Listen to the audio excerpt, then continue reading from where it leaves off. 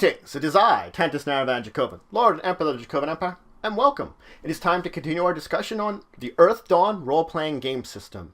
When I last left off, I was talking about blood magic. We're going to finish today with talking about familiars. Now, legends always speak of animals and spirits that are bonded to adepts, bonded to heroes to assist them. And these are true. Familiars are actually more in tune with those of magician quality. More than likely you're going to have them. But any adept can actually take a familiar.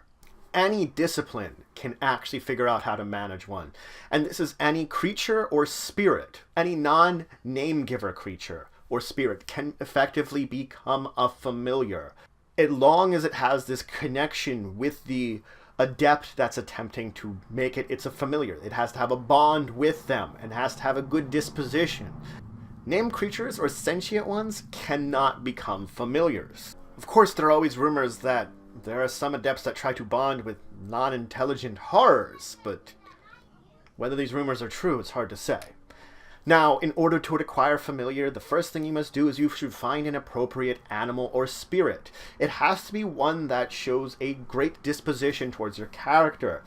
In game terms, it should have the loyal disposition, and that's how it should feel towards your character. Of course, it also has to be willing to undergo the ritual, the familiar ritual. An animal bond talent can actually be used to sort of secure this with the creature you're trying to court to be your familiar. A spirit can only be made into a familiar if a magician has been effectively working with it, whether they have a relationship with it. Maybe they've been summoning it repeatedly. They can't do this if they've ever had a contest of will with this spirit. Basically, as long as they haven't done that and they have this working relationship, they can establish it. Then you have to swear a blood oath. Effectively, you're swearing a blood oath that this creature or spirit is going to become your familiar. You cut over your chest and use your right hand, wipe the blood, smear it on the familiar's head.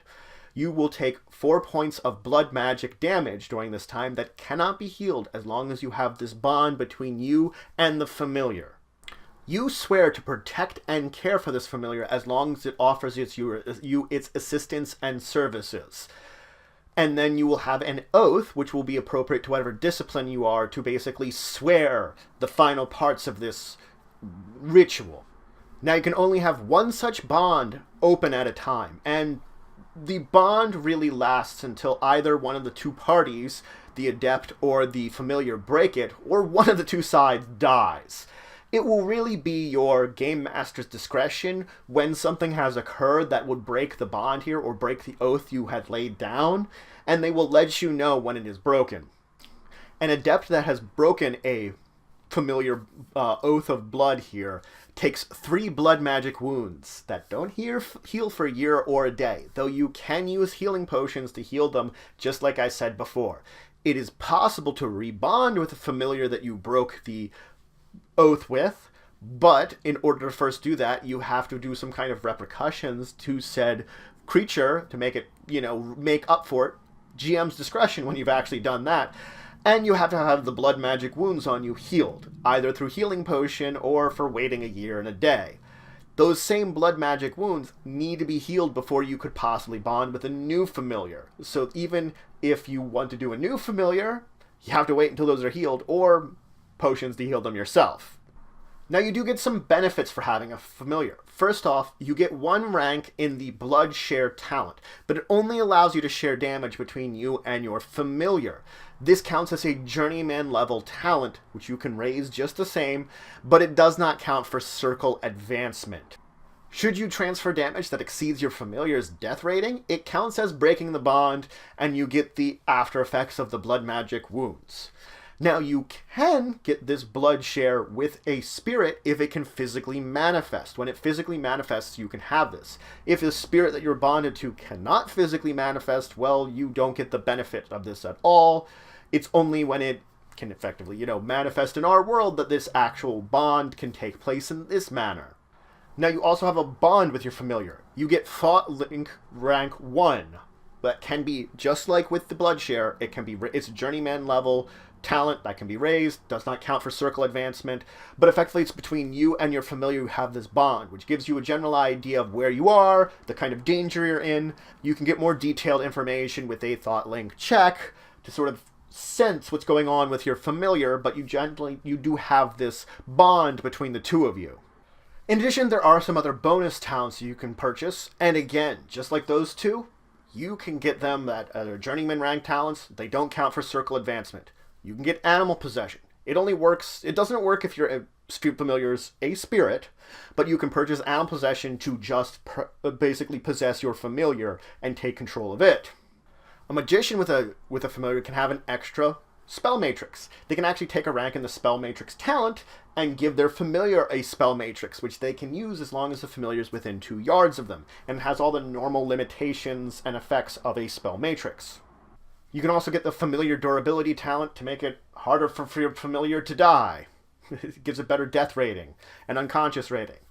Now, all of these talents, again, they're all the journeyman level talents, don't count towards circle advancement, but the big thing is that they're connected to this, intrinsic to this familiar, and last with it until it dies, and its death is not prevented. This is a blood magic ritual that these talents are connected to this blood oath. So if I swear another oath, I have to restart these talents again. It's linked intrinsically to this one. Now the link between master and familiar does actually allow you to weave threads into the familiar. Which functions just like a minor pattern item. So that's a way you determine any benefits from this link between you and your familiar by weaving threads between it. If I would weave a spellcasting talent bonus into this familiar, it would really only apply when I'm using it on spellcasting on my familiar though. So that's one of those little exceptions to this thing. But regardless, it's going to be associated with the familiar that I'm getting these bonuses to this talent when I'm weaving the thread into it. Again, as a minor pattern item. Now there is a drawback of it, because it counts as a minor pattern item, another could weave a thread into it, replacing mine effectively.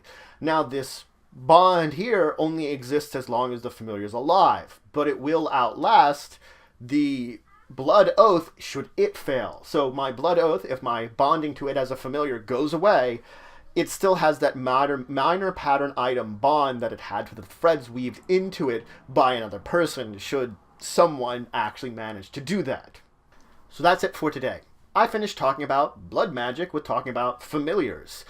Animals, creatures, or spirits that you can bond with in order to gain some bonuses, and effectively treating it as a minor pattern item. That's really the big thing here. And you can get a number of small bonuses for having this, especially with helping out for spellcasters, for magicians, people that use, the magicians function best with it. But really any discipline can take one of these. And there are a number of ways of going about it, but you have to have a bonded creature or spirit that's willing to be with you.